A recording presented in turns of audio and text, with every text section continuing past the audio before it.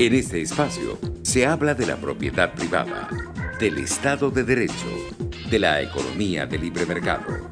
Se habla de principios y funciones de la libertad en todos los ámbitos de la vida nacional. Aquí se habla libertad. RCR presenta Aquí se habla libertad con Víctor Maldonado.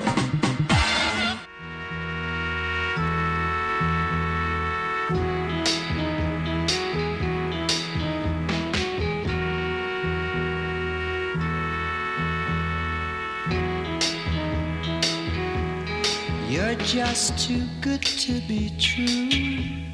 Can't take my eyes off of you. You'd be like heaven to touch. I wanna hold you so much. At long last love has arrived, and I thank God I'm alive. You're just too good to be true. Can't take my eyes off you. Pardon the way that I stare.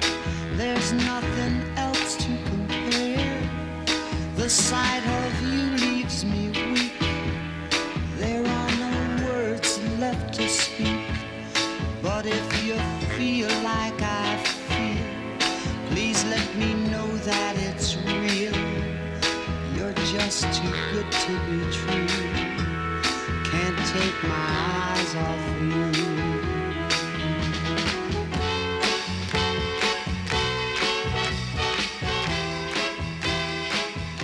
10 de noviembre del año 2021. El año se nos está yendo de las manos y la verdad es que de esos años que uno dice, bueno, pensábamos hacer cosas, pero terminamos haciendo poco, como país, como individuos, ¿no? Increíble cómo este segundo año de la pandemia nos ha llevado a esta circunstancia. Pero bueno, todos los días trae nuevas sorpresas y esa canción que acabamos de escuchar, Can't Take My Eyes Off You, de Frankie Valli, escrita y producida por dos Bob Brook y Bob Gaudio en 1967. Una canción bellísima. A mí me parece que tiene un lindo mensaje, pues. No puedo quitar mis ojos de ti. Hoy, día de San León Magno, Papa, el primer Papa que fue llamado Magno en el siglo IV, cerca de la caída del Imperio Romano, en el siglo IV y V de nuestra época. Decían que era muy buen pastor, se conservan de él muchísimas cartas y muchísimos mensajes, presidió uno de los concilios y bueno, digamos que ha pasado a la historia como el primero de los grandes. Vale decir que el último Magno es Juan Pablo II. Gracias a todos los que nos están escuchando y nos están viendo a través de rcr750.com, el canal YouTube, de nuestro consentido. A todos los que están en el canal YouTube, saludos. A través de las redes sociales, @rcr750, los que nos buscan por TuneIn. Bueno, todos los caminos son buenos siempre y cuando nos permitan mantenernos conectados con todos ustedes. Gracias a Jaime Nestares en la dirección general de la estación, a Bulit Sarcaya en la gerencia de producción, Catherine Manzano en la producción, maquillaje, tapabocas y todo lo que haya que hacer para que este programa salga. Una maravilla. De productora, José Gregorio González, el zar de los controles. Helen Machado, la voz que seduce en la lectura de las noticias, y Génesis Rodríguez, como siempre, en la producción de contenido. Y hoy, miércoles 10 de noviembre del año 2021, día del cumpleaños de Teresa Albanes, desde aquí de este programa. Teresa, nuestros mejores deseos, larga vida, mucha dicha, mucha sabiduría compartida con mucha gente, y muchísima lucidez. Qué bueno contarte entre los cercanos a nosotros. Teresa Albanes, hoy es cumpleaños, pero hoy es miércoles de perspectiva, y los miércoles de perspectiva nosotros tenemos la gratísima compañía y el debate fructífero con Miguel Fontán. ¿Cómo estás, Miguel? Hola Víctor, hola a los que nos escuchan. Un feliz cumpleaños para nuestra querida Teresa Albanes. Siempre es un privilegio poder contar con ella y poder escuchar no solamente sus historias de vida, que son muchas, sino también sus reflexiones sobre el país. Como tú escribías en estos días en tus redes sociales. Bueno, aquí estamos. Gracias por permitirme otra vez otro espacio contigo, Víctor, en estos miércoles de perspectiva que son, por lo menos para mí, son muy fructíferos porque siempre aprendo de ti y por supuesto siempre en compañía de RCR y de nuestra audiencia, ¿no? Así es. Mira, estaba repasando un libro, la antología de Mario Briceño Iragorri, que alguna vez publicó el Banco del Caribe. Y estaba repasando una carta que supuestamente, pues, un intercambio epistolar, que en esa época eran, caramba, ¿ah? Intercambios epistolares, pero maravillosos. Creo que era con Jovito Villalba, ¿no?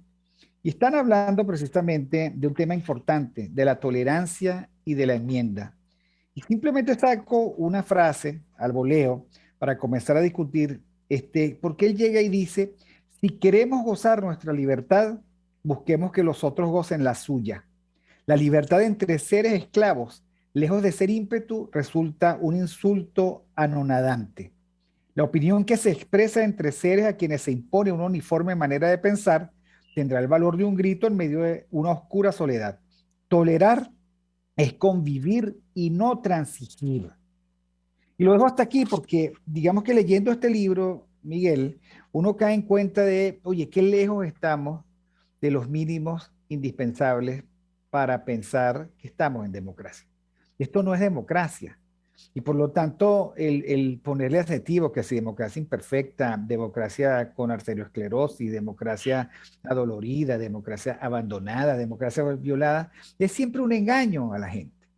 O sea, porque finalmente nada que ver. Esto no es una democracia, nos quieren imponer el pensamiento único y como siempre ocurre en estas circunstancias, Miguel, los que deberían ser nuestros voceros terminan siendo los voceros y los acomodadores del régimen. Porque yo me pongo a pensar, ¿cómo es posible que haya una élite tan desenfadada y desvergonzada que diga, nosotros vamos a votar porque eso es lo que le conviene al país? Eso no es tolerar. Y por supuesto nosotros no tenemos por qué tolerar lo que ellos digan. O sea, ellos quieren imponer pensamiento único y se consiguen con que a nosotros no nos da la gana su pensamiento único. Ellos quisieran un país callado, de rodillas, servil, domesticado, y sucede que nosotros, por lo visto, no le estamos dando el gusto. Ahora, queda esplendorosamente a la vista de todos que ellos son los que están siendo las bisagras del régimen totalitario. Les sirven la mesa, les lavan los platos, le dan masajes en la nuca. O sea, como dice el artículo de The Economist que salió el día de ayer recientemente, Nicolás Maduro está frente al poder aun cuando nadie lo quiere, porque quiere y porque puede. Y parte de la razón por la que puede digamos, esta élite de verdad perdida en los confines de la tiranía. Es una élite entregada. No sé qué opinas tú al respecto. Bueno, escuchándote, Víctor, me vienen muchas ideas a la mente, ¿no? Sobre todo ideas que en algunos casos explican una parte de la realidad, lo cual la convierte en una realidad muy compleja. Y yo creo que, bueno, voy a empezar por el tema de la tolerancia y después por el tema de los eufemismos que utiliza la élite, entre comillas, para quizás imponer o tratar de imponer sus acciones y sus ideas. Yo creo que la gente que está encerrada, enclaustrada en una idea de democracia que no existe, es tolerante, ciertamente, pero no tolerante en los términos que necesita la democracia, sino tolerante frente a quienes los esclavizan, le quitan la dignidad a la vida, le quitan la honestidad al ejercicio público y le quitan toda posibilidad de ser seres libres e independientes, sin tutela, incluso intelectual. Frente a eso, si nosotros damos un paso hacia atrás, bueno, podríamos llamar tolerancia o podríamos mal llamar tolerancia a lo que es servidumbre voluntaria, que al final creo que es lo que los circunscribe, ¿no? Todos son serviles voluntariamente a un poder que precisamente no tiene, está clausurado y como lo hemos Miguel, tú dicho. estás dando en el clavo, porque ellos quieren hacer ver como tolerancia lo que es una actitud servil. Ujú, Si uno lee un poco más a Mario Briceño Iragorri, uno cae en cuenta que dice, mosca, tolerancia no es transigir, o sea, tolerancia no es entregarte. ujú. Tolerancia es creer que del otro lado hay un interlocutor con el cual tú debates. Tolerancia es el colocar, dice él, al final del día, las armas con las que se combate al día siguiente, todas juntas, pero es que al día siguiente agarramos las armas. Esto no, estos no son tolerantes. Estos son, como tú dices, serviles. Y están modelando mal porque además se paran en medio de todos a decir, hay que ser tolerantes porque el país tienen que vivir todos, este país es de todos, no puede ser que no quepa, que algunos no quepan. Y eso no es verdad. Por eso estamos perdiendo la batalla, porque la batalla se pierde desde la resiedumbre moral, que estos Claro, no claro, tienen. Estos claro. no tienen. Pero por otra parte, más de un negocito tienen. O sea, al final no dicen la verdad. Ayer un tuit de Ramón Piñango que decía, bueno, más o menos decía el profesor Ramón Piñango esto. eh, sucede que estamos desencantados con todos porque el liderazgo de la política y el liderazgo de las instituciones no tiene credibilidad. Y yo le respondía, puesto con el cariño y el respeto que él me merece, bueno, es que no puede haber un liderazgo respetable fundado en la mentira y en la impostura. Ellos pasan, cualquiera quisiera que ellos pasaran por el estadio universitario y desfilaran como los adalides de la tolerancia, pero tú tienes razón, eso no es tolerancia, eso es No. servilismo y eso es otra cosa. Y ahí viene el segundo punto, ¿no? Es como los fondos los fondos que tenemos nosotros.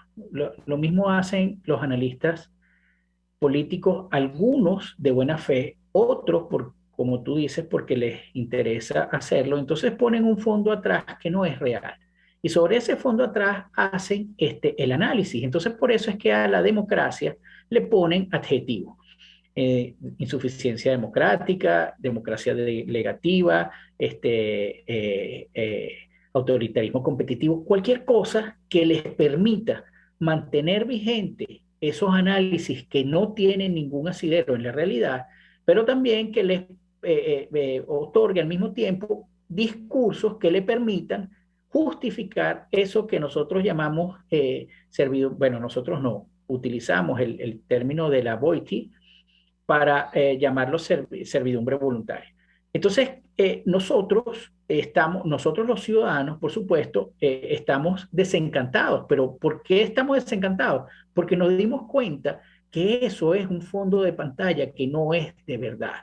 Entonces, algunos tienen la posibilidad de hacer una visión de paralaje y encontrar en ese fondo de pantalla algún discurso que les sirva para mantenerse vigentes estando fuera de esa dinámica, pero al mismo tiempo perteneciendo a esa dinámica.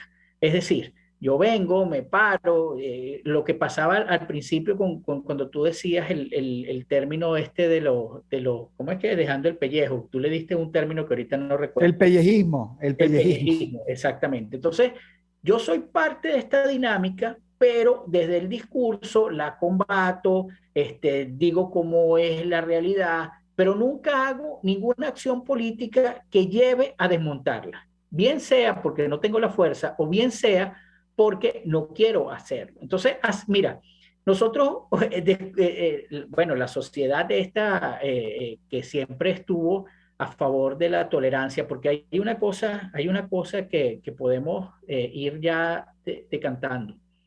Los intolerantes siempre hemos sido aquellos que nos dimos cuenta del fraude y lo evidenciamos desde un principio. Entonces a eso nos llamaban los intolerantes, los radicales, los guerreros del teclado. Después O viene, como el inefable Freddy Guevara, que fue el inventor de los antitoavergas. ¿Ok? exacto, Y como tú dices, o sea, ¿qué significa que un político como Freddy Guevara nos haya calificado a muchos de nosotros como los antitoavergas?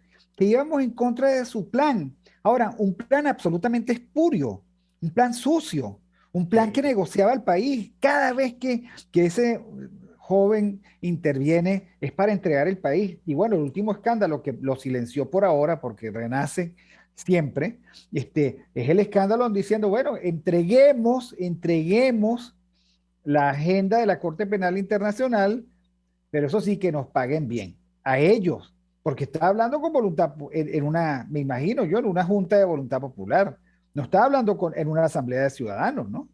No, no. Y bueno, y en todo caso, al G4, porque lo que pasó con Monómero no es solamente un beneficio para el interinato, que es voluntad popular, sino un beneficio para el clan criminal que es la colaboración. Entonces, frente a eso, frente a esta epistem están los radicales intolerantes, que son aquellos que descubrieron el juego, el falso juego, y se oponen a seguir prestándose para ese juego. Y después están los demócratas tolerantes, aquellos ciudadanos que necesitan la democracia para funcionar, que son aquellos que descartan la violencia, que hacen críticas, pero se mantienen en apoyo a su representación política. O sea, aquellos cuya servidumbre voluntaria encaja perfectamente en la forma que necesitan, en la forma de actuar que necesitan ellos para mantenerse.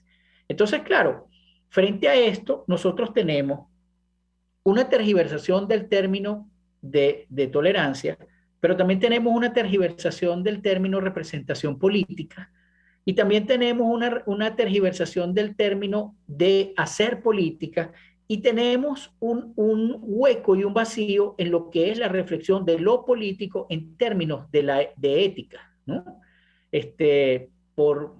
No es un tema en el que yo me sienta cómodo hablando, pero si nosotros agarramos, por poner uno de tantos ejemplos que hay, lo que había propuesto Max Weber en su ética de la responsabilidad, en su ética de la convicción, bueno, resulta que en los políticos y en todos esos asesores y académicos que están alrededor de esos políticos, tú no encuentras ningún vestigio ni de ética de la responsabilidad ni de ética de la convicción. Encuentras tergiversación en ambos, porque por supuesto, aquellos que aplican la ética de la convicción en los términos que los planteó Weber, que era las acciones,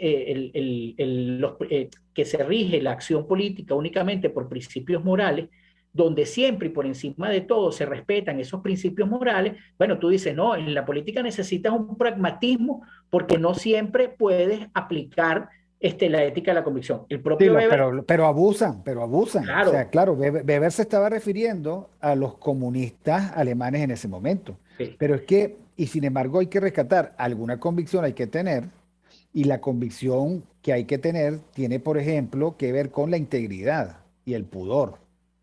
¿Ok? claro, Esa es la ética. pero Ahora, ¿qué es lo que ha pasado aquí? Ni pudor, ni integridad, no. ni plan futuro. Pero sigamos con Weber. ¿No? Y entonces, bueno, tú dices, ok, está bien, entonces apliquen, como el propio Weber decía, en política lo que aplica es la ética de la responsabilidad, que es aquella que considera el criterio último que considera es la consecuencia de las acciones, ¿no? ¿Qué pasa? Él distingue que en la ética de la convicción, cuando se aplica, bueno, si el funcionario la aplicara, él nunca se sentiría responsable por las consecuencias, sino que los responsables son otros. Más o menos como hace la oposición cuando se presta para el fraude electoral y la gente no lo acompaña por Ahora, fraudulento. ¿qué política puede haber valiosa para la gente si tú no crees que los valores deban tener alguna posición y si tú además no te haces las preguntas sobre los cursos de acción y a dónde te llevan? Tú les preguntas en este momento a los políticos, ok, tú dices que vamos a votar y después, no sé, No, pero ojo, y no es después el solamente después, no sé, no, a menos que te consigas y te tropieces con Capriles y dices, bueno, votamos ahora, vamos al referéndum revocatorio después y terminamos en las elecciones y no sé. claro, es un continuo Y uno electoral. encuentra que ese no, digamos, son diferentes alturas del mismo barranco. Exacto. Porque y no va, y digamos, ¿Qué importa si el barranco está a los 100 metros y el barranco a los 500 metros? La caída es inevitable. Pero yo quiero detenerme precisamente en eso, porque a mí me parece bien importante lo que tú has dicho. No tienes ni integridad, no tienes ideología, porque ellos son todos progresistas. O sea, ellos todos son miméticos. Y ellos todos parecen camiones de basura que recogen cuanta vaina hay por el país.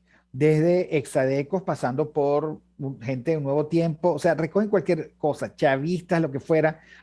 Y con mucho respeto por la gente. Lo que estoy diciendo es que, ok, ¿cuál es la amalgama de ideas que a ti te unen? Ninguna, el botín, el botín. Por eso es que la paradoja de Ali Baba y los 40 ladrones tenemos que hacerla muy vigente, el botín. Entonces, no tienes una ideología, todos son miméticos con el régimen, todos quieren gobernar con las armas legales y constitucionales del régimen y todos, por supuesto, carecen de la mínima integridad como para pasar una prueba ética. Porque es que sin la ética política, olvídate. O sea, a ver, sin ética política, yo tampoco creo que haya pragmática posible. Por la paradoja del gato de Cheshire que nos legó Lewis Carroll.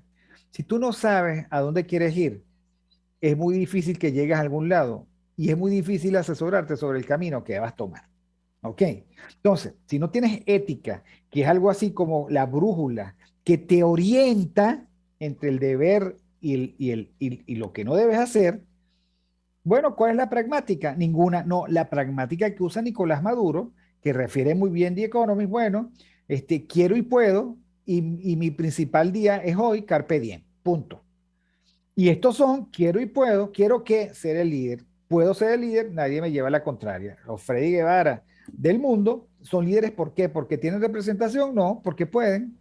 O sea, utilizando la misma lógica de fuerza del régimen, porque todos son la misma cosa. Ahora, vamos entonces a la responsabilidad. Si ellos además no tienen curso de acción estratégico, si no son capaces de narrarle al país a dónde quieren llegar, el último esfuerzo fue cese de la usurpación, gobierno de transición y elecciones libres. Y ellos, encima de esas premisas, ustedes saben qué, ¿ok? O sea, excretaron sobre eso, vomitaron sobre eso, se burlaron de todo el país y de aquellos que confiaron en ellos. ¿Por qué? Porque lo de ellos no es un curso de acción estratégico. Entonces, ni ética de responsabilidad ni ética de la convicción, mi querido No, no, Miguel. precisamente, precisamente. Entonces, claro, frente a eso nosotros tenemos un vacío que no está mediado por, o mejor dicho, no está limitado por nada, no está limitado por la ley, no está limitado la ley porque no se cumple. No es, y porque los que tienen que hacer cumplir la ley son más criminales probablemente que los que la incumplen. No está mediado por ninguna convicción, no está mediado por ningún sentido del bien común. O sea, lo que está es mediado, como tú dices, como bien dices, por un aquí y ahora que lo que busca es el botín, el beneficio personal y el beneficio a mi clan. Entonces, claro, cuando uno lea The Economist, por ejemplo, uno puede estar de acuerdo en ciertas partes de su análisis, pero en otras partes del análisis uno no hace sino tomar distancia, o por lo menos en mi caso, porque estás analizando, vuelvo otra vez con el ejemplo anterior, estás analizando la realidad de Venezuela con un fondo de pantalla que está atrás, que no es real. Porque parte como que si existiese una oposición que en algún momento pudiese hacer alguna mella en el régimen. Resulta que esta oposición fue configurada y creada por el régimen. Yo una vez aquí, hace tiempo en mi Twitter, coloqué cuáles son los 3 tipos de colaboracionistas y eso el régimen lo configuró. Está el infiltrado que precisamente tú colocaste allí con una misión. Está aquel que no era que no era colaboracionista, pero lo compraste, como tú dijiste, y está aquel que tiene una gran limitación para observar la realidad y entonces se inventa un fondo de pantalla y se aferra a ese fondo de pantalla y esa acción aferrada al fondo de pantalla hace que las acciones que él proponga o que él haga sean inocuas para el régimen. De eso está lleno la oposición. Entonces, lo único que uno hace, Víctor, a medida que se van destapando los escándalos, es corroborar que todo está podrido. Porque fíjate, el último elemento de no podredumbre, entre comillas, que tenía la oposición era la generación del 2007. Bueno, agarra a Goicoechea, agarra ahora a Freddy Guevara, agarra al ¿cómo es que se llama? Que es chavista, que saltó la talanca, a Ricardo Sánchez, o sea, agarra cualquiera de esa generación del 2007 y vas a encontrar que a pesar de que son jóvenes, hablando desde el punto de vista generacional en política, son lo mismo. Porque a mí me gusta mucho la definición que da Huntington de generaciones políticas, porque son aquellas que, sin importar la edad, viven experiencias distintas y en consecuencia tienen aprendizajes distintos. ¿Cuál es la Ninguno, experiencia? ninguno, porque son lo mismo. Fueron tutelados por la tradición de los mejores. O sea, fueron captados, inmediatamente fueron captados. Y en la medida en que fueron captados, se acabó. Y eso es una crítica que ahora a la distancia hay que hacer de los partidos políticos que no respetan la maduración de los liderazgos en las universidades, que los penetran, los captan, los cooptan, los emboban y al final, digamos, tenemos lo que tenemos. Por cierto que tú me recordabas a Carlos María Chipola con las leyes universales de la estupidez humana. Porque lo que tú estás diciendo es, bueno, el régimen, por supuesto, es el hegemón en el cuadrante de los malos. Eso está clarito. Uh-huh. El régimen es el principal usufructuario del cuadrante de los estúpidos. O sea, de aquellos que creen que se la están comiendo y están trabajando para el régimen, pero que además son capaces de decir que los demás, que no son como ellos, son los que trabajan para el régimen. Por ejemplo, el votacionismo dice que los abstencionistas están haciéndole un favor al régimen, y la verdad es que los que están haciéndole el favor al régimen son ellos. ¿Ok? Sí. Después entonces tenemos el cuadrante de los buenos, que no somos más. O sea, no somos más. Somos un 25%.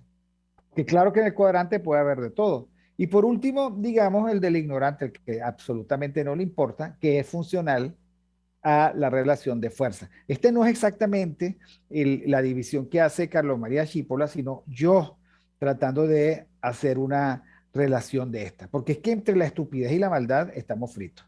Pero vamos un momentico al corte, Miguel, y ya regresamos con Aquí se habla libertad, hoy 10 de noviembre del año 2021, día de San León Magno Papa.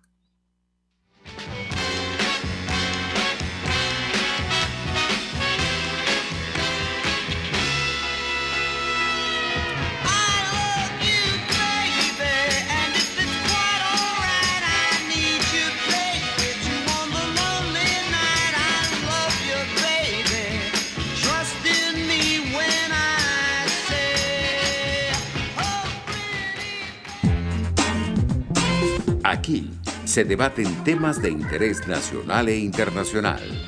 Aquí se habla libertad con Víctor Maldonado. Solo por rcr.tv, la radio que se ve. Sintonícenos a través de Periscope, @RCR750, la radio que se ve. Amigos, nace un nuevo concepto de farmacia en Venezuela. Farmacia CVS y más. Todo lo demás. En Farmacia CVS, en español CVS, lo consigues todo en un solo lugar. Salud, belleza, hogar y comida. Un nuevo concepto en todo para un nuevo concepto de vida. Farmacia CVS y más está en el CCCT nivel C1, frente a Beco y al lado del Banco Mercantil. En Instagram, FarmaCVS. Farmacia CVS y más. Todo lo demás. Les saluda Andrés Velázquez y los invito cada miércoles a sintonizar un programa que aborda de cerca la actualidad política y social del país. Contigo, Andrés Velázquez. No te lo pierdas. Contigo, Andrés Velázquez. Solo por RCR 750, la radio que se ve. Informe RCR presenta titulares. INAMED informó que para este miércoles se mantiene la estabilidad atmosférica en gran parte del país. La producción en el estado Lara se ubica en un 40%, abarcando los rubros de café, caña de azúcar, leche e incluso maíz. 9 colegios más se suman a la suspensión de clases en el país por tener casos de contagio por COVID-19 en alumnos y profesores. Más allá de nuestras fronteras, Fiscalía Española pidió archivo de la investigación sobre el rescate de 53 millones de euros, 61.5 millones de dólares concedidos a la aerolínea Plus Ultra. Más de 30 países se comprometieron a eliminar autos de combustión para el 2035 como manera de combatir la crisis climática, esto en el marco de la cumbre COP26. Y en los deportes, los navegantes del Magallanes vencieron este martes a los Leones del Caracas 7-2. Hasta aquí los titulares de esta hora, les informó Helen Machado. Sigan con la programación de su RCR.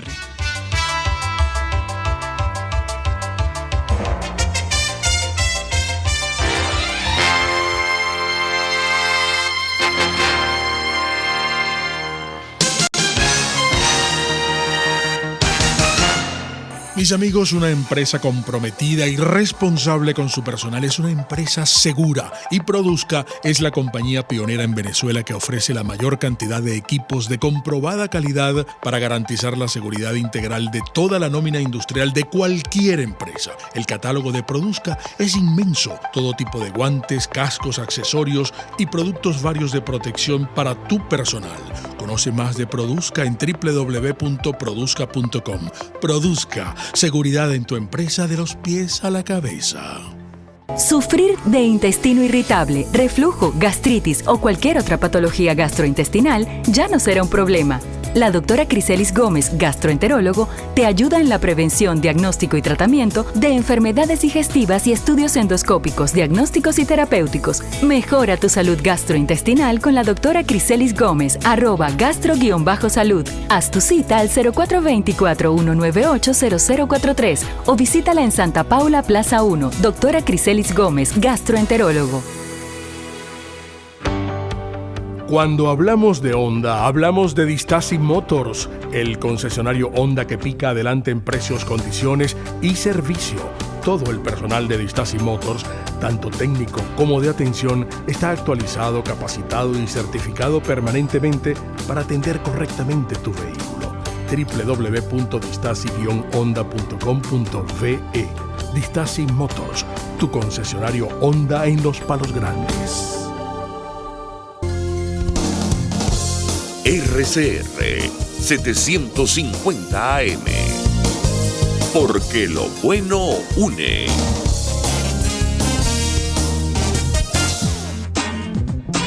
Ideas para alcanzar un país con libertad económica, democracia política y seguridad jurídica. Aquí se habla libertad con Víctor Maldonado. Solo por rcr.tv, la radio que se ve.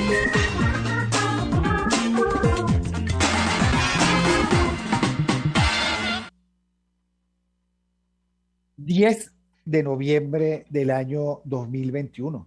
Aquí se habla libertad. Y con tanta libertad, bueno, está hablando nuestro querido amigo Miguel Fontán, porque hoy es miércoles de perspectiva. Habíamos quedado, Miguel, en el segmento anterior, precisamente digamos que la funcionalidad de una sociedad que o no ve la jugada o no tiene la capacidad de armar una jugada, o simplemente practica lo que dice Carlos María Chipola, la estupidez más absoluta, y que por lo tanto en ese sentido es funcional al mal. A mí me gustó mucho esa interpretación que tú hiciste de los cuadrantes, porque yo creo que es muy útil para dar una muestra de lo que es la sociedad venezolana hoy en día.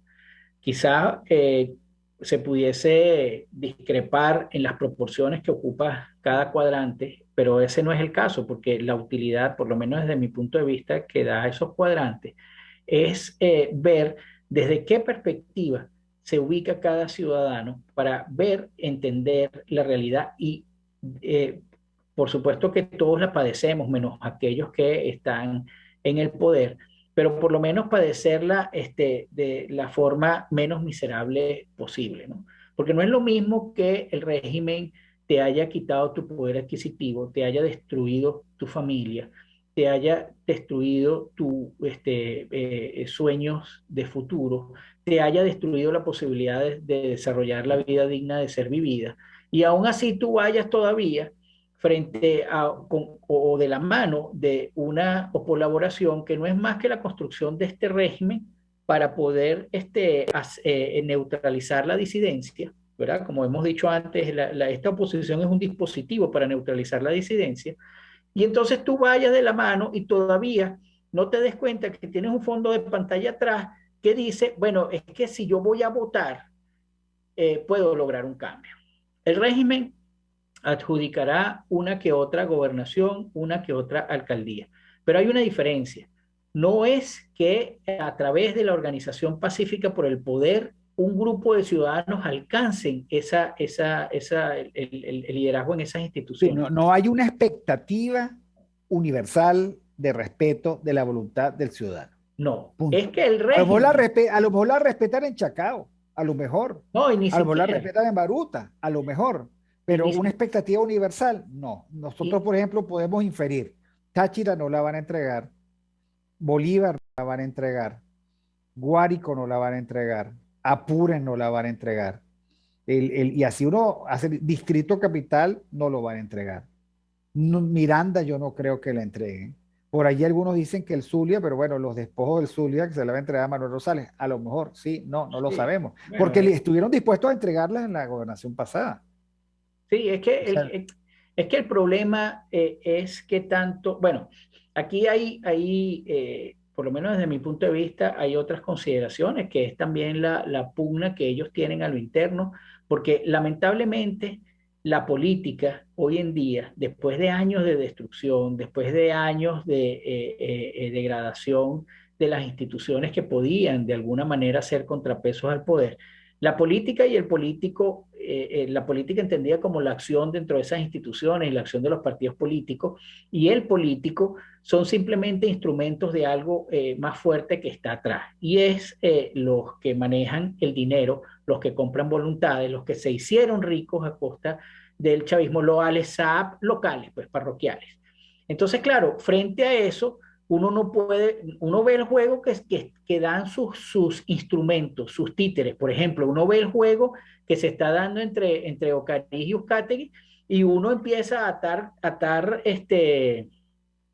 elementos y dice, aquí hay una pugna de poder entre los mismos que no son de oposición, es el mismo chavismo, solo que, vamos a decirlo así, más lejos del poder, los que están haciendo puja. Entonces uno podría decir, bueno, dependiendo de la puja que haga, a lo mejor hasta pueden entregar Miranda. Ahora, ¿eso significaría que Miranda va a cambiar? No, no para nada. no. Bueno, Entonces, es que hay 4 experiencias en este momento que están operando en tiempo real. Yo siempre quiero hacer énfasis en esto. En este momento hay 4 gobernaciones en manos de la oposición. ¿Ok? Táchira, Mérida, Anzoátegui y Nueva Esparta. Gobernaciones entregadas a los adecos. ¿Ok? Adecos que están de nuevo corriendo. Y yo quiero preguntarle a los ciudadanos que viven allá si la han pasado mejor, si se sienten en un espacio sociopolítico diferente, si se han sentido defendidos en sus convicciones, o si simplemente son como los 3 monitos, ni ven, ni oyen, ni hablan. ¿Ok? Y esa es, por cierto, la aspiración, el aspiracional del régimen. Tener en algunos cargos públicos para mantener ese barniz democrático a gente que ni ve, ni oye, ni habla. Tapa huecos, ¿ok? Siembra árboles y los tala y poco más, y reparte medicina. claro, Ahora, con eso, ellos, ¿para dónde vamos? No vamos para ningún lado. O sea, te pueden decir, mira, que no puedo ser más chévere, pero desde el punto de vista político y de estrategia política, ¿para dónde vamos así? Si no es a la consolidación de un régimen que no es democrático, que no respeta las libertades, que por supuesto no tiene ningún sentido de lo que debería ser la economía, que tampoco le importa un comino la sociedad, porque los datos están allí. La economía está devastada, el 25% de los venezolanos se fue del país, no hay servicios públicos, hay represión. Lo que pasa es que uno se va acostumbrando. Y por supuesto Sí, todos estamos muy empobrecidos, muy, pero muy empobrecidos. y ese precisamente es el punto, que esta economía, este régimen que está dentro del ecosistema criminal necesita una economía criminal. Entonces, así como vimos florecer los bodegones, pues deberíamos ya estar viendo florecer, entre comillas, las industrias y las empresas que le van a servir de mampara a esa economía criminal. Y yo creo que ese es el principal problema que tiene el régimen con aquellos que ya quieren instaurar o aquellos que ya están impacientes porque esa economía criminal se pueda estabilizar y funcione y conviertas a toda Venezuela en Bueno, y una... porque además hay compromisos, ¿no? Yo no sé si algunos, pero se las recomiendo, OSARC. O Sí, sea, sí, dentro de la división del trabajo de una narcoeconomía, el lavado de dinero tiene sus tiempos, tiene sus compromisos. O sea, no es que, bueno, cuando yo pueda, tenme sí. paciencia, que estamos bloqueados. No, no, eso no es así. Eso no es así. Ese podría ser el criterio, por ejemplo, que se pudiese dar en Miranda, si decidieran adjudicarle a otra persona la gobernación, que tú Pero tenías. José Valentín dice que una persona de verdad que es muy atinada, ¿no? Y tú lo conoces, ¿no? Él dice, bueno, Miranda no la van a entregar. Pero al final, ¿de qué estamos hablando, Miguel? ¿De si la entregan o no la entregan? Exacto, es Porque que a todo eso el mundo voy. sabe que, porque mira, The Economist, que es, no, no, yo te lo dije, eso es simplemente una descriptiva, ¿ok? Pero la descriptiva es útil porque se nos olvida. Ellos dicen, por ejemplo, no hay periódicos libres, es verdad. Y uno se acostumbra porque uno da la batalla en el campo de terreno que le toca. Aquí está RCR 750 sin señal libre, ¿ok? Claro. Y hay una hegemonía comunicacional brutal. Entonces, el tema es el siguiente. No va a haber ninguna posibilidad de elecciones libres que respete la soberanía del ciudadano. Lo que No, podría haber eventualmente es una adjudicación tipo vitrina. ¿Quiénes serán los adjudicables? ¿Quién sabe? Eso no lo saben sino ellos. ¿Ok? Y soltarán prenda, por supuesto, dentro de una dinámica dialéctica como la que tú planteas, las peleas internas, las presiones internas entre los que quieren ir a esa que tú llamas, una categoría que es tuya, capitalismo totalitario, ¿ok? Y los que dicen que no, que hay que defender los bastiones del castrocomunismo, ¿no? Yo creo que los castrocomunistas están cada día más de capa caída, ¿no, Miguel? bueno, es que entre otras cosas el mundo ha cambiado mucho y gracias a la tecnología, pues otras formas de totalitarismo han demostrado ser mucho más eficientes. En el caso del castrocomunismo, es muy ineficiente porque lo que busca es la destrucción absoluta. Entonces, mantener un país que está en destrucción absoluta cuesta mucho. En cambio, si tú logras establecer una economía donde medianamente los recursos que provengan además van a ser utilizados para blanquearse y tú le das la posibilidad a la persona de poderse mantener en ese sistema, es mucho más eficiente y los tienes controlados a través de la tecnología. O sea, mira lo que pasa en Japón, ¿no? En Japón, en China. Tú tienes unos puntos de ciudadanía y si los pierdes, pues te complica tu estar en sociedad porque el estar en sociedad está ligado a unos puntos sociales. Entonces, el régimen no tiene que vigilarte, sino que tú mismo, al ver que tú no puedes acceder de la misma forma a bienes y servicios públicos, te empiezas a regular. Y ese es el mejor de los dos mundos, es la servidumbre voluntaria de este siglo. Ya no O es sea, por la el fuerza. incentivo totalitario, ese es el incentivo perfecto. Exactamente. Por Entonces, ejemplo, yo recuerdo haber ido a visitar a España, al País Vasco, mejor dicho.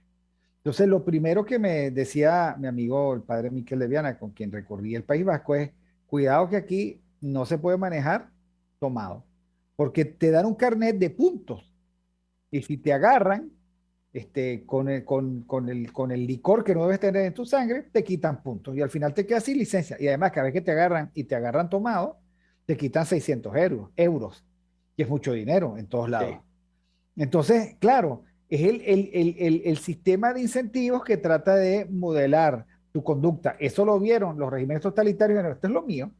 No tengo que reprimir. Por eso es que yo siempre he dicho que la medida no es la represión abierta, la matanza, el holomodor. Ya eso pasó de moda. No, ya eso pasó. Ahora sí, aún así, aquí la represión es brutal. Aún así. Aún así. Bueno, Mira, Miguel, cuando el gobierno de Chávez comenzó, eran 4.000 muertos por violencia al año. Ya Chávez, el agonizante, éramos 25.000 homicidios y hechos violentos al año. ¿Ok? Por supuesto que una de las características del socialismo es, bueno, aliarse con lo peor, el cuadrante del mal, y soltar esas bestias para que hagan lo que quieran, porque también es un mecanismo de contención. Sí, Hemos vivido de todo. Tú sabes que reflexionando sobre esto, he llegado a la conclusión que más que un mecanismo de contención, que lo es, ciertamente, porque bueno, es un mecanismo de contención porque no solamente tú tienes, por ejemplo, si quisieras poner orden, no solamente tienes que luchar contra las fuerzas que apoyan al régimen, sino contra estas fuerzas que están al margen, que son delincuenciales, que lo apoyan porque les conviene su existencia, porque generan ese ecosistema criminal. Pero más allá de eso, es también la posibilidad de hacer irreversible otra vez una vía democrática y una vía de república, porque costaría mucho esfuerzo hacerlo. Y mientras tú estás generando las bases para volver a ponerla, bueno, imagínate el esfuerzo que tú tienes que tener para generar las bases y además gobernar. Entonces yo creo que esto fue deliberado para destruir la república, para contener a ese ciudadano, pero también para hacer irreversible el proceso. Entonces lo que tú vayas a construir después, que sea otra cosa que no tiene que ver con aquella república democrática que nosotros conocimos. Bueno, Miguel, y además tú entras, esto no lo vamos a discutir hoy, pero tú le pones el dedo a la llaga, porque es que el gobierno de transición no es democrático, no puede ser democrático. No puede ser democrático. Porque, a ver, de nuevo volvamos a Briceño Iragorri, ¿no? Es tolerar sin transigir. Tú no puedes llegar aquí y gobernar con la constitución socialista, con los poderes públicos socialistas, con los socialistas en los poderes públicos. Tú no puedes, porque es que como se nota en Chile, como se ha notado en Bolivia, como se ha notado, por poner ejemplos light, ¿no? No te van a dejar gobernar. Y entonces yo creo que el político tiene que aprender a decir la verdad. Y como Churchill decir, bueno, viene la menor sangre posible, pero sí mucho sudor y muchas lágrimas, porque hay que imponer la justicia. Y allí tú tienes razón cuando temes, en el sentido conceptual, el sentido conceptual de la justicia transicional, ¿no? Que es pasar la página para muchos, ¿no? Para mí la justicia transicional es justicia severa y exigencia de responsabilidad para todos los que hayan tenido que ver por acción y por omisión en esta cosa. Y tú sabes que la palabra omisión no le gusta a los políticos. Me parece peligrosísima. No, es que ahí vamos otra vez en el punto que conversábamos al inicio. La tergiversación de todos los referentes que nosotros tenemos para poder ordenar el país. Entonces, lo que llamamos justicia transicional, que bien aplicada es un instrumento valioso, resulta que como se ha aplicado es un instrumento de impunidad que le da garantías a aquellos que han sido muy, muy, muy, muy malos y les da poca capacidad o poca posibilidad de pagar los daños que le han hecho a toda una sociedad. Entonces, por ejemplo, ahí tenemos el caso de Colombia. Resulta que en Colombia la FARC tienen su mejor estado. Están dentro del juego político en unos curules que no tienen representación. O sea, ellos no necesitan sacar votos para estar allí. Ellos pueden sacar... Ellos tienen su puesto. Exactamente. Ellos tienen un puesto. Entonces, ya participan en el juego democrático, pero también tienen, por un teatro, una disidencia que está en la guerrilla, pero... hasta qué punto eso es disidencia o no. No dejaron el negocio. No dejaron el Exactamente. Y negocio. no dejaron el negocio porque es muy lucrativo. Entonces, imagínate, tienes a alguien jugando dentro del terreno de fútbol, pero tienes a otros que prácticamente le dan recursos, grandes cantidades de recursos para hacer lo que les dé la gana. Bueno, esa es la justicia transicional. Entonces, cuando tú te pones a oír a las personas que apoyan la justicia transicional, uno lo que se agarra es los pelos de la cabeza, porque lo que estás viendo es el mecanismo para hacer la impunidad algo en el cual todos tenemos que estar de acuerdo y además todos tenemos que agradecer. Entonces, los malos nunca van a pagar, los malos nunca van a salirse del juego, porque eso sí, alguien, y ahí viene otra vez el tema de la tolerancia. Uno puede tener tolerancia en las ideas que le son adversas. Ahora, lo que uno no puede tener tolerancia es en las acciones que te quitan la dignidad.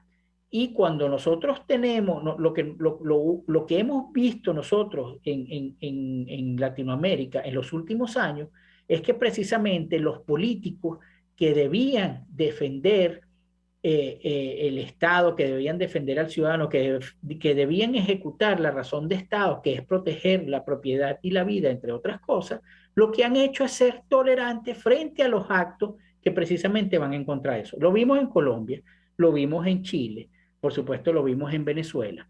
Entonces, cuando tú tienes esa configuración en el que el político perdió todo referente republicano, en los términos de mantener la república para que la democracia tenga sentido, y agarraron todo eso y después vienen los académicos y los analistas de la superficialidad y agarraron y dijeron la democracia es el voto y se tiraron por el bajante las condiciones que la democracia necesita para poder existir y para poder dar beneficio a la sociedad, que a mí me gusta mucho la definición de Raymond Aron, porque supone desde el punto de vista sociológico la organización pacífica de la lucha por el poder. El resto se lo deja a la república, lo que es la separación de poderes, lo que es el Estado de Derecho, pero no, aquí hiciste aquí Sí, bueno, pero agarrar. es que, de nuevo, democracia sin república, ¿a quién se le ocurre? Bueno, ¿a No es quién se le ocurre, posible. Víctor? A todos los que están llamando a votar, a todos los que Democracia están sin llamando a votar. república no tiene ningún sentido, porque es, digamos, es un salto hacia atrás que nos deja en peor posición respecto a la tiranía. Volvamos a The Economy. The Economy dice, mira, ¿sabes qué? Está más bien que el cipote. ¿Ok? Pero, O pero sea, mira lo eso que, que algunos creen una oportunidad es simplemente le están, digamos, a ver, le están masajeando los deditos de los pies al tirano. O sea, el exacto. tirano está tan cómodo que estás descalzo y hay alguien dándole su masajito, Claro. etcétera, etcétera. Mira lo que acaba de pasar en Nicaragua. O sea, aquí están los organismos internacionales diciendo, es que yo de verdad, uno no No, debe perder. si es por exhortos, ok, es como dice el dicho venezolano, deseos no empreñan, No, exhortamos. Más con esa prosopopeya propia de la ridiculez diplomática. Exhortamos, condenamos llamamos la atención, enérgicamente. condenamos enérgicamente. Nada que ver, porque al final lo que descubrieron los socialistas lo dijo Mao. ¿Qué es la ley? Es aquello que sale por la boca del fusil. ¿Ok? Es eso. Al final ellos descubrieron el desparpajo. Todos los demás trataron de ser gente con convicción y con responsabilidad. Y estos sacaron el fusil y los mataron a todos. Al político de convicción, al político de responsabilidad, los mataron. Mataron al anarquista, ¿cómo se llama? Eh, eh, el gran enemigo de Stalin, que murió en México. Bueno, mataron a Trotsky, si es por eso, y mataron, digamos, a todos aquellos que querían. A Trotsky le hicieron un delivery. Exactamente, le mandaron su delivery. En- Entonces, de nuevo, el medio de tanta desfachatez, tenemos que revisar teorías de filosofía política o propuestas de filosofía política que tengan que ver con la fuerza. ¿Ok? Todos es que aquellos que niegan la fuerza están, según Chípola, en el flanco, en el cuadrante de la estupidez. pero es que, Víctor, ¿cuál es la definición de Weber que Weber da al Estado? La definición de Weber se basa en la fuerza. Solamente que Weber imaginó un Estado burocrático que funcionaba y protegía las libertades y los derechos, y resulta que ahora estos llegaron, ¿verdad? Conquistaron ese Estado, pero sigue siendo la misma fuerza. Claro, es que Weber no contestó a lo que tampoco contestó Hobbes. Y es, ¿qué pasa cuando Leviatán traiciona? No. O sea, ese es el tema. Leviatán traidor es el socialismo del siglo XXI. Chávez llegó por las elecciones, la Cuarta República había fracasado ostensiblemente, los partidos políticos se habían degradado, la economía estaba hecho pedazos, los venezolanos descubrieron la corrupción y el rentismo del petroestado, y eso comenzó en el 73. 20 años, 30 años después llega Chávez, se apropia de todo y dice, ¿sabes qué? Yo tengo las armas. Claro, pero a Weber y por supuesto a Hobbes, pero a Weber no se le puede culpar de eso porque en su tiempo precisamente era el Estado el que salvaba al ciudadano de esa vorágine que significaba el estado de naturaleza. Resulta que lo que sí es imperdonable es que académicos de este tiempo se pongan el fondo de pantalla que tenía Weber, pero Weber lo veía en la realidad y esto lo ven con una imagen virtual y a partir de ahí empiezan a hacer los análisis como si el Estado nunca operara en contra del ciudadano, sino a favor de él. Entonces, por supuesto... Bueno, será muy duro llamarlos intelectuales de Cele. Sí, bueno, no sé, la verdad. Entonces no serán intelectuales, sino selectual.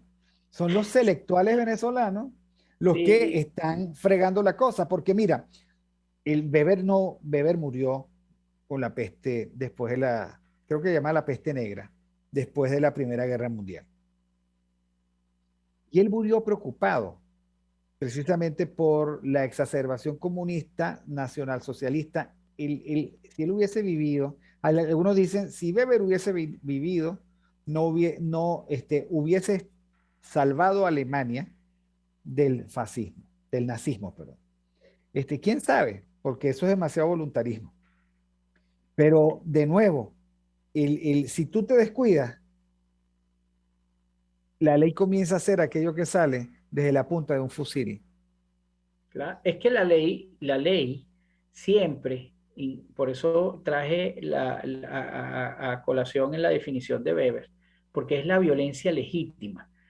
Por supuesto que la dominación necesita legitimarse porque no hay nada más horrible que la dominación. Entonces, tú sabes que eso lo vamos a dejar para el próximo programa, Miguel, pero aquí se ha demostrado que tú para mandar no necesitas legitimidad. No, porque no necesitas. Bueno, claro, lo que pasa es que la creencia en la validez también puede ser, que es el concepto weberiano, puede decir por miedo, pues. O sea, yo reconozco que este fantasma me asusta y me paraliza.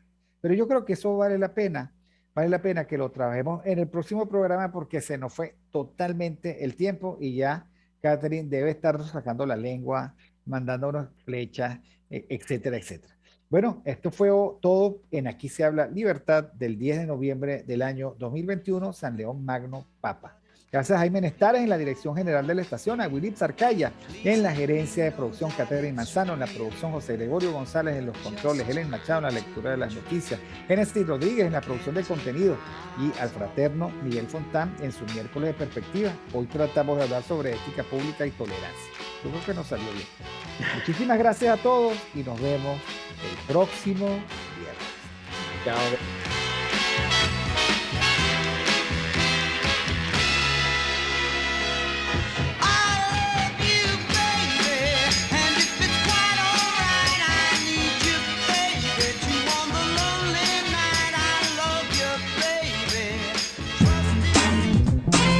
RCR presentó Aquí se habla libertad con Víctor Maldonado, solo por rcr.tv, en Twitter y Periscope, @RCR750, la radio que se ve.